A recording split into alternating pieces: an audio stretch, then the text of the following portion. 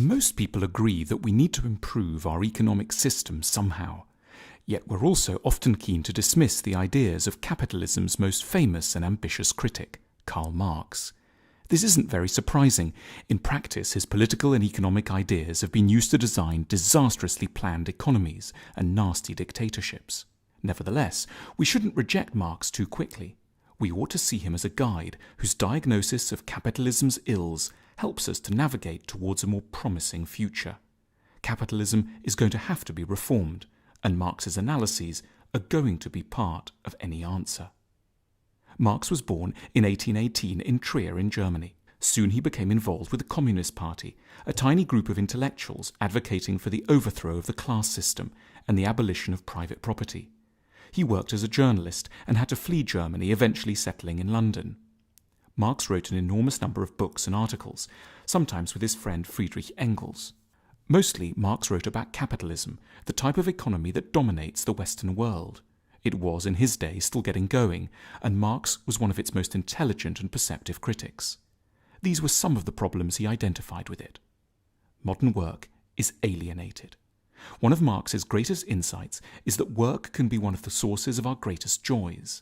But in order to be fulfilled at work, Marx wrote that workers need to see themselves in the objects they have created. Think of the person who built this chair. It's straightforward, strong, honest, and elegant.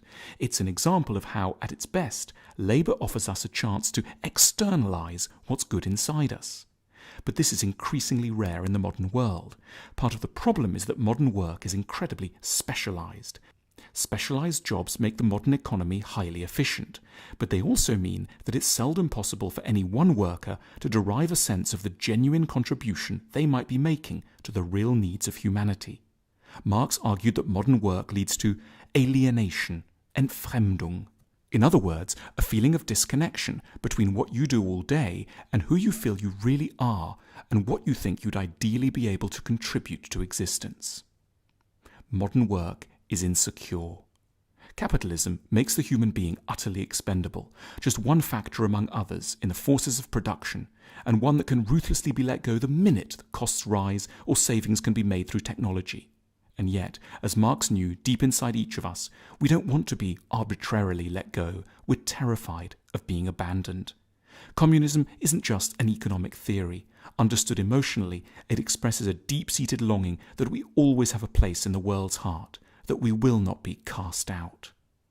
Workers get paid little, while capitalists get rich. This is perhaps the most obvious qualm that Marx had with capitalism.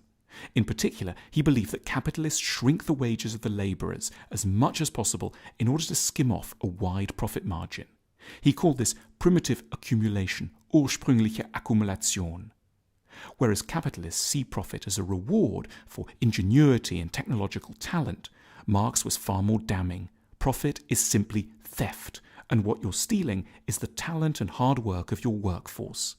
However much one dresses up the fundamentals, Marx insists that at its crudest, capitalism means paying a worker one price for doing something and then selling it to somebody else at a much higher price. Profit is the fancy term for exploitation. Capitalism is very unstable. Marx proposed that capitalist systems are characterized by a series of crises. Every crisis is dressed up by capitalists as being somehow freakish and rare and soon to be the last one. Far from it, argued Marx. Crises are endemic to capitalism, and they're caused by something rather odd.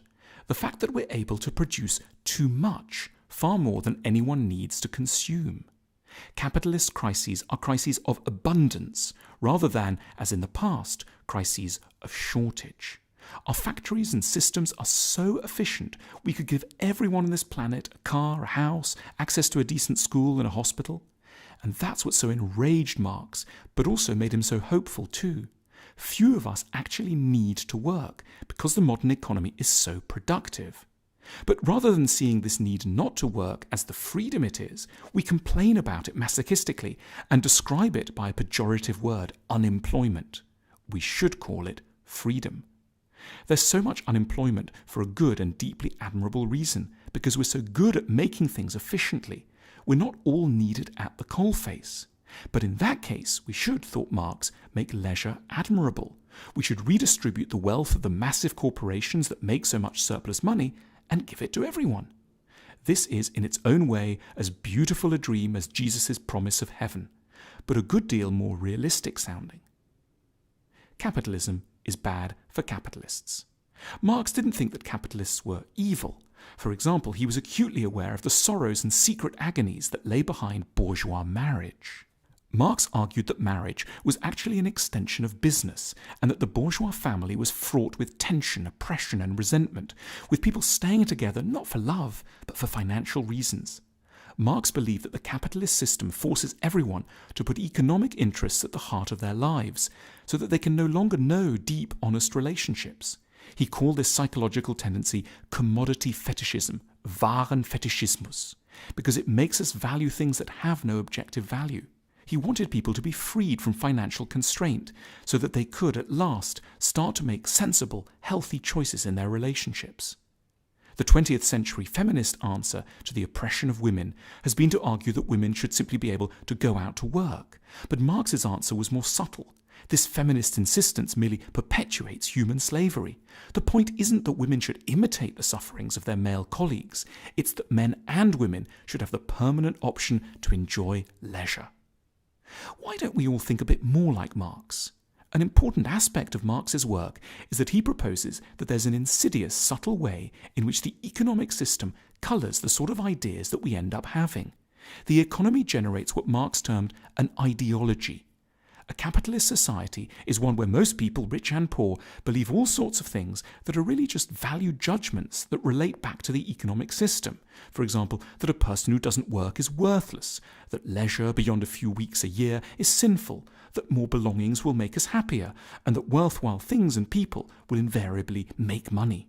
In short, one of the biggest evils of capitalism is not that there are corrupt people at the top. This is true in any human hierarchy. But that capitalist ideas teach all of us to be anxious, competitive, conformist, and politically complacent. Marx didn't only outline what was wrong with capitalism. We also get glimpses of what Marx wanted the ideal utopian future to be like. In his Communist Manifesto, he describes a world without private property or inherited wealth, with a steeply graduated income tax, centralized control of the banking, communication, and transport industries, and free public education. Marx also expected that communist society would allow people to develop lots of different sides of their natures. In communist society, it's possible for me to do one thing today and another tomorrow, to hunt in the morning, fish in the afternoon, rear cattle in the evening, criticize after dinner, just as I have a mind without ever becoming hunter, fisherman, herdsman, or critic. After Marx moved to London, he was supported by his friend and intellectual partner Friedrich Engels, a wealthy man whose father owned a cotton plant in Manchester. Engels covered Marx's debts and made sure his works were published. Capitalism paid for communism. The two men even wrote each other adoring poetry. Marx was not a well-regarded or popular intellectual in his day. Respectable, conventional people of Marx's day would have laughed at the idea that his ideas could remake the world. Yet just a few decades later they did. His writings became the keystone for some of the most important ideological movements of the 20th century.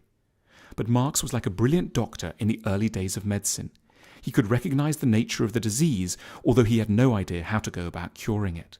At this point in history, we should all be Marxists, in the sense of agreeing with his diagnosis of our troubles.